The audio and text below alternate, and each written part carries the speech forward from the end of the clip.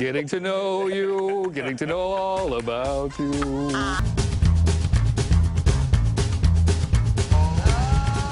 no. How does it feel, Code? Like a guy is bouncing on my noggin. It's been real November. We've laughed, we've cried, we've pumpkin spice latte. Good day, Michelle Clark. I'm Cody Stark. Valentine's Day just 10 days away. Really exciting. I just took the we.com, which Braxton sister are you? And ladies and gentlemen, I'm a Trina. You're a Trina. I am a Trina. Oh! Sail away with me to another world, because we rely on each other. HR says I'm not allowed to scream at people right in their faces anymore. So Ill-advised. I have my friend Adam. He's an opera singer. We're going to do the aria of the grievances. Are you ready, Adam? Yeah. He's classically trained, and this is what I'm making him do. Okay. All right, go for it, Adam. Stop stealing my yogurt from the break room fridge. Skirty, talking to you. Cody came up with this idea to take on Guy Fieri in an onion cutting challenge. So Cody, explain what you're doing here now. Okay, it's called Chopping Onions with Guy Fieri. I thought we'd chop some onions and talk about some sad stuff. Remember that part in Terms of Endearment? Take care. Are you really crying? I really am crying. That's awesome. Guy, what's the deal with kids? They grow up so fast. One's unit Yeah, we're enacted. back. We've been summoned to check on 4 energetic dogs this morning. We have dogs playing poker camera. Okay, we'll see if we can get the dogs to put their heads through the hole. Hold on. Oh, yeah. It's funny when I hear, how come you're naked all the time? I'm naked less than 1% of the time. Now, nearly 11 years later, Richard Hatch is in a new documentary premiering this weekend at the Sacramento Film and Music Festival. Yeah, he joins us live with Cody now. Hey, you two. I was told that we were both going to do this naked. Oops. It's better to stay low to the ground if you're an adult who has to skip for a while, or you'll exhaust yourself really quick. But I'm not an adult, Kim. And to turn the trade into Luke's Diner for the day, and we'll talk to some people here. I don't mean to, like, big-timey or nothing, but Lauren Graham and I are really good friends. Oh, really? Yeah, I have some video proof. Please, Hal, roll it. I don't see it. Stark is obsessed with Gilmore Girls. He was just wondering if you might say hello to him. Hi, Cody. Okay, that's it. Thank you for your obsession. Do you remember where you were when they Netflix announced they're going to bring the show back?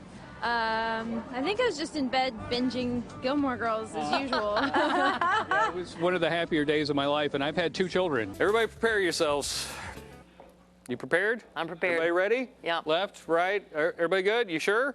You positive? Okay, here we go. A house with 5 boys, 3 dogs, and a pen of chickens already sounds like chaos. Now add a rattlesnake to the mix, and you got yourself a Lone Star party, people. Woo!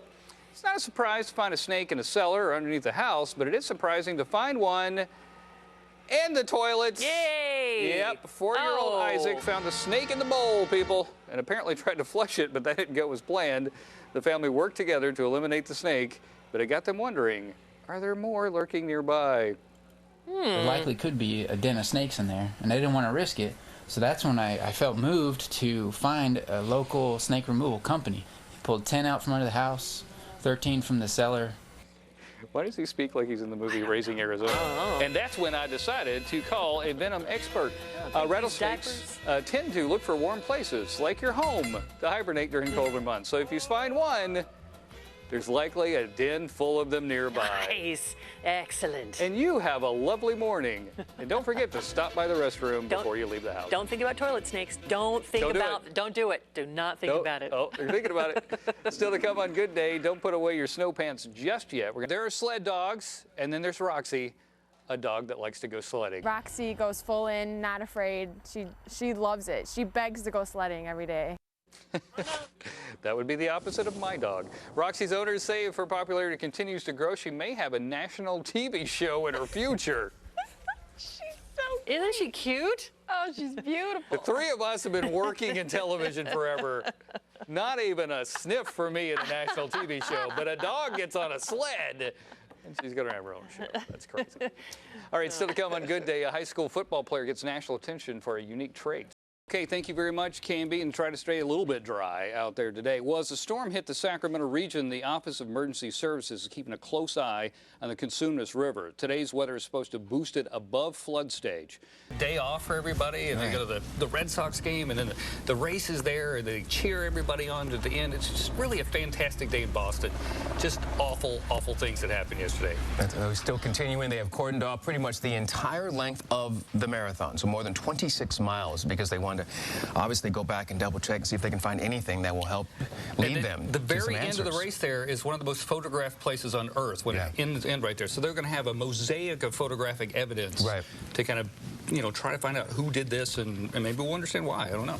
A Star Wars fan wanted to become a Jedi Knight, but felt the Force let him down in a big way when he learned the title came with one major restriction. Yeah, 7-year-old Colin Gilpatrick wanted to get married, but apparently Jedi Knights aren't allowed to. And Colin was so upset, he actually wrote a letter to George Lucas.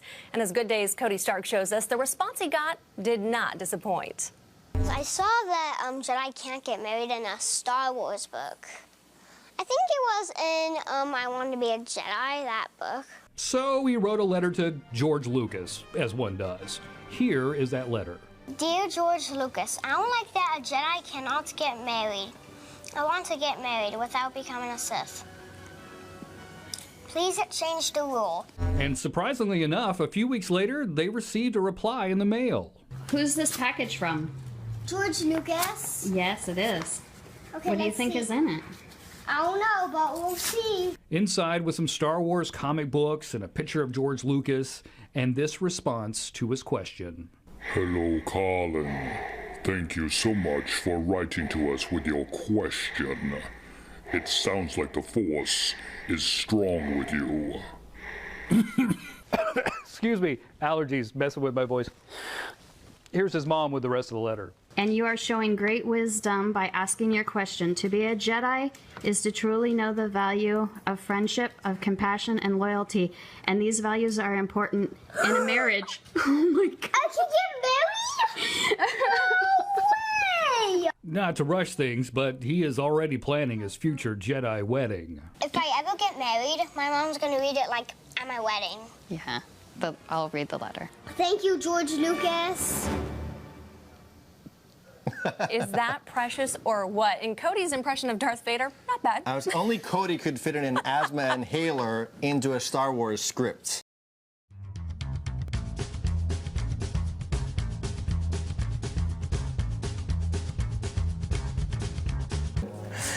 Okay, I'm going to show you what's been happening behind the scenes. I've been taking the onion and putting it right under. That's how we do it in the movies. I think I might die. We did this.